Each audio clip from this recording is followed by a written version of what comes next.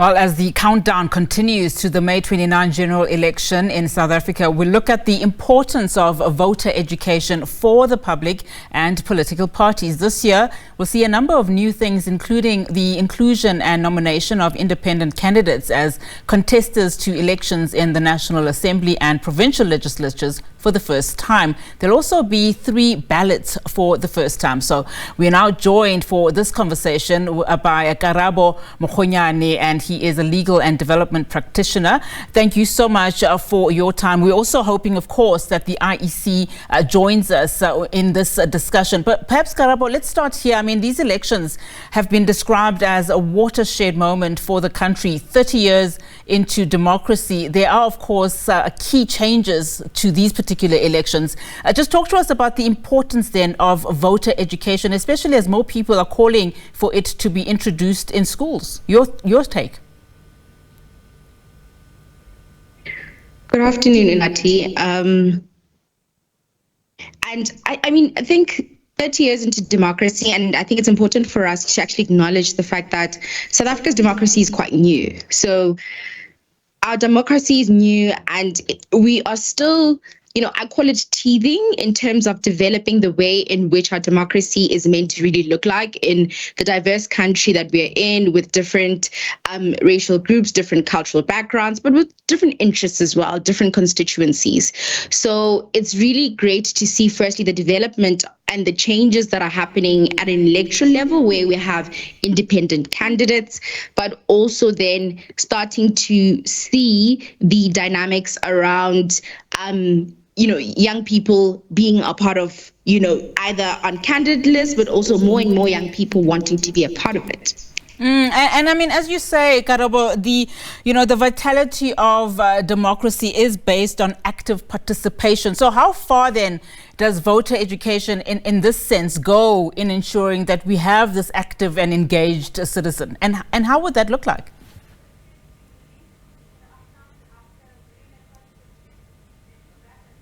So it would really include a lot of communal and different institutions coming together. So I think what has been quite interesting now is that obviously a lot of political parties are coming to the table, and they're doing town halls, they're doing very community-based engagements. But I feel like a lot of certain aspects and shortfalls were the inclusion of schools, community leaders, and just very communal-based engagements of political discourse and voter education. There has been really great attempts by IEC in the different ways in which they've done it. But I think that we need to also speak about the technical stuff. So what does 3 ballots mean for people? What does that look like in terms of composition and how they're contributing to it? What does democracy 30 years later for young people who were not there during apartheid actually also mean? And what do their votes actually mean outside of the context of our history? So I think they're just nuances that we need to really focus on. But I think voter education has been quite well, both digitally and just on the ground. I'm going to bring in now the IEC's Mr. Sheburi. I believe you are on the line, and he's the Deputy Chief Electoral Officer there, Mr. Masego Sheburi. What do you think then, and make in terms of what Karabo is saying? I mean, do you think there is then room for improvement in as far as voter education is, and especially as you look at the time frame in which we are going to elections, and where there's still a lot of people who are unsure about certain things? If you look at the questions and the disinformation that took place, following or just before the special, election voting registration was even, open. Indeed, I think the points that Karabo makes are very valid. Just to add a few. One is that voter education is so important that it should not be relegated only to a state or constitutional entity like the IEC. All of us have a role to play. This platform, as we speak now, is one of the ways of broadening knowledge and understanding of good democratic behavior. The second thing to be made also is that the Commission is only responsible for a narrow aspect of electoral democracy. We are responsible for the procedural aspects, placing voting stations, printing ballots, making sure that people know where to vote. There are significant players who must then occupy the space to tell people what is the substantive value of democracy. In other words, what is the transactional value of their vote. And the commission, unfortunately, doesn't appear on the ballot paper, so it can't enter into that terrain. So that terrain should be correctly left for candidates, be they from parties or be they independent candidates. In as far as your role then, Mr. Sheburi, before I let you go for the next point, just in your role as the IEC, in as far as that first point is concerned, I mean, what then do you say to those that don't want to vote? I mean, there's a number of reasons already that have been tabled in terms of why, some people do not want to vote. But as we try and figure out the fundamentals, what role then do you play in ensuring that at least the public has some level of, knowledge as far as your work and your independence particularly is concerned? Because I am sure that you are worried by some utterances that have been made, questioning the independence then of the IEC. Indeed, and the good thing on our part is that we are not a spinning organization. We do not have a PR machinery. The only way that we could impact people's perception of the work that we do is to put in a good show at all the 23,000 voting stations on voting day, so that people will have a perception, form a perception themselves, having interacted with the Electoral Commission. From the research that we have done, we are told by South African voters that they prefer radio and TV as a means or primary means through which they receive information.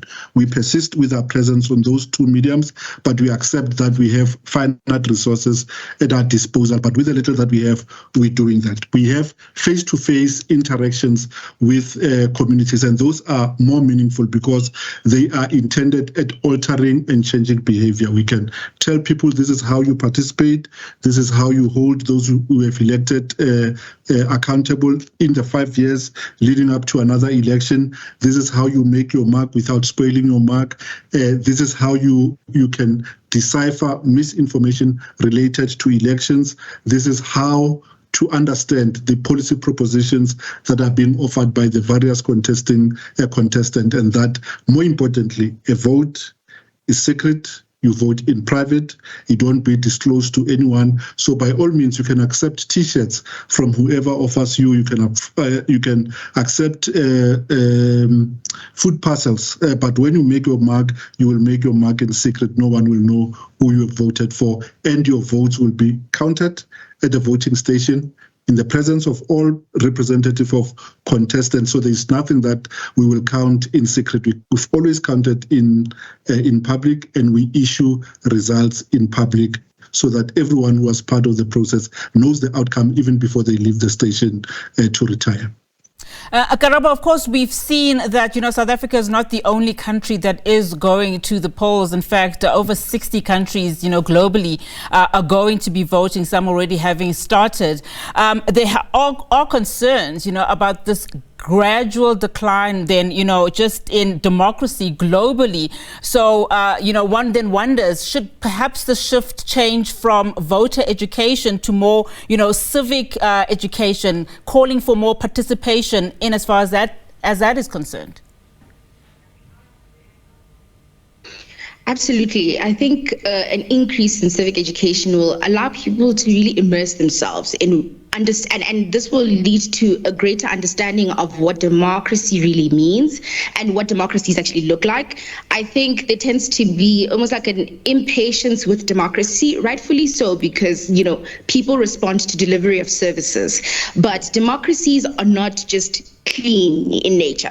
Democracies change and evolve, and it's important for us to be a part of them, to understand how it is that, for example, South Africa's democracy has actually evolved over the past 30 years, and it's still going to do that. And if people that are involved at a civic level, we know and understand that we're involved in the accountability at a government level, we are involved in the selection of leaders, and we are directly now holding those we've elected accountable throughout the process, not when they've stolen the money or the services haven't been delivered.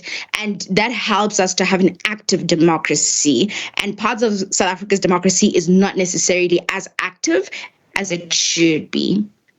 Thank you so much to you both. Unfortunately, we have run out of time, but I do appreciate you participating in this. Of course, that is the Deputy Chief Electoral Officer, Mr. Masego Sheburi, and Ms. Karabo Mokgonyana, Legal and Development Practitioner. They're just talking about should we in fact be concentrating more on civic education as opposed to just looking at voter education. But plenty or more of these kind of discussions on the show as we head up and count down to the elections.